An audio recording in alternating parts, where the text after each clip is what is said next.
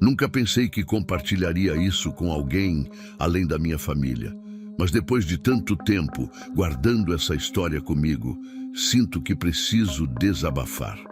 Aconteceu há 3 meses, numa noite de sexta-feira em que eu voltava do trabalho para casa.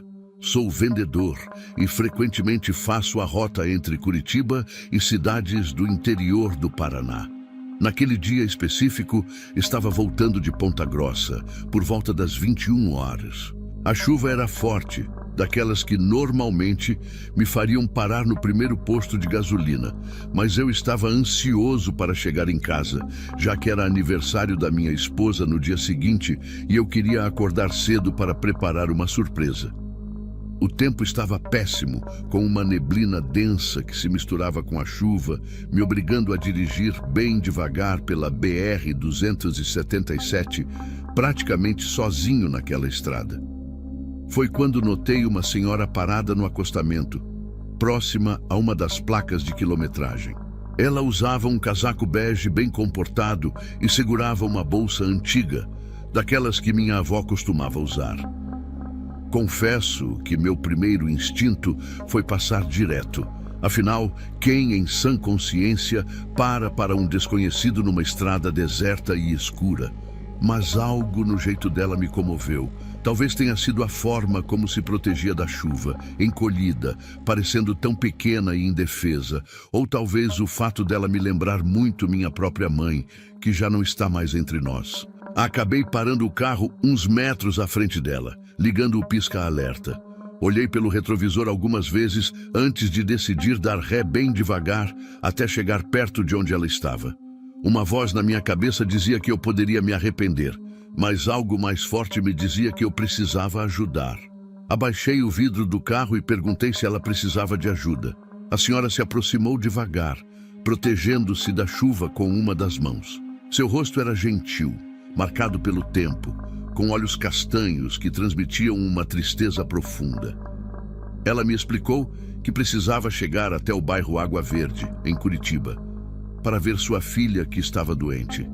Sua voz era baixa e tremida, como se estivesse exausta. Não pensei 2 vezes e destravei as portas para que ela entrasse. O banco do carona ficou um pouco molhado, mas isso era o que menos importava naquele momento. O que me impressionou foi como o carro ficou instantaneamente mais frio quando ela entrou.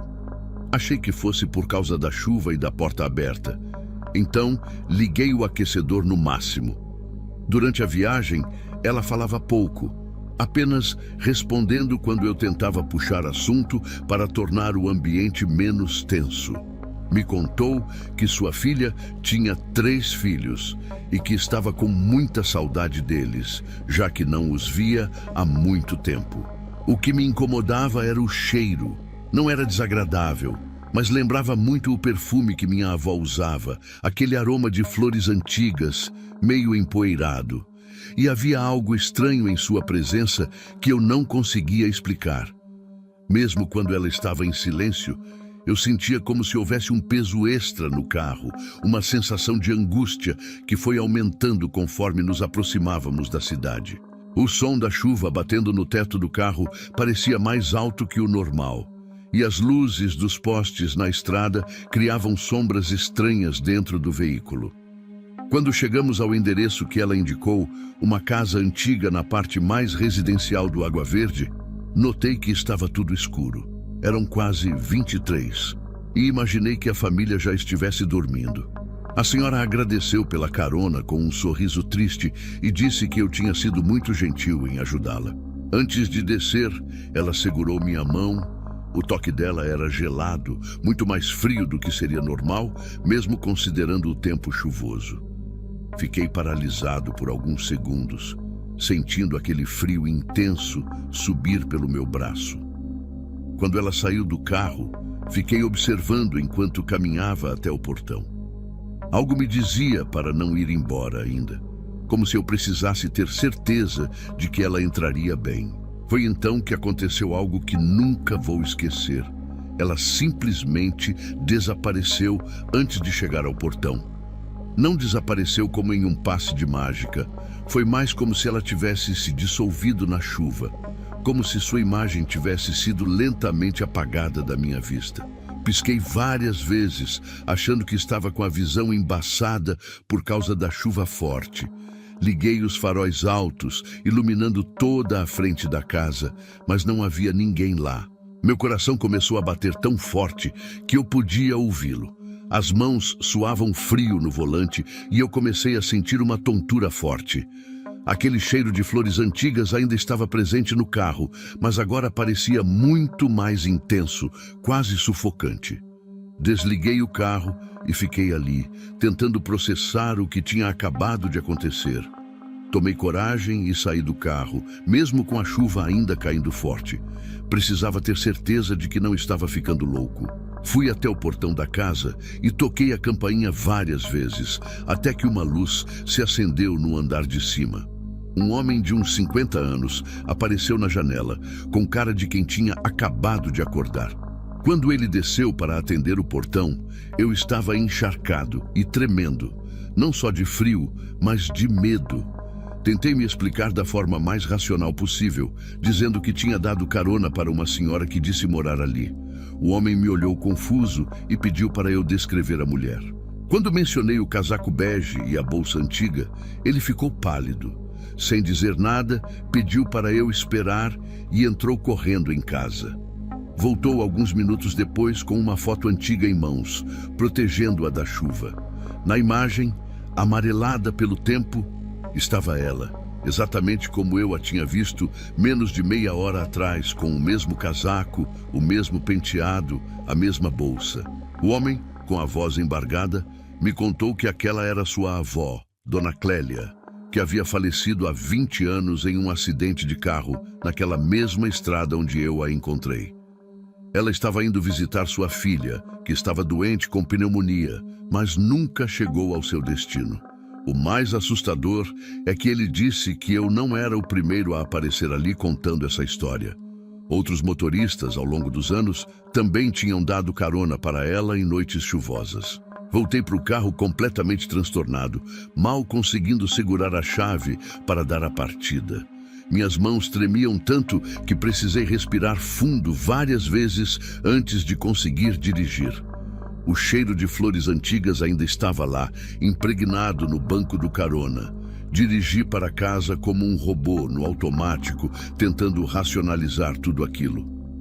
Minha mente tentava encontrar explicações lógicas.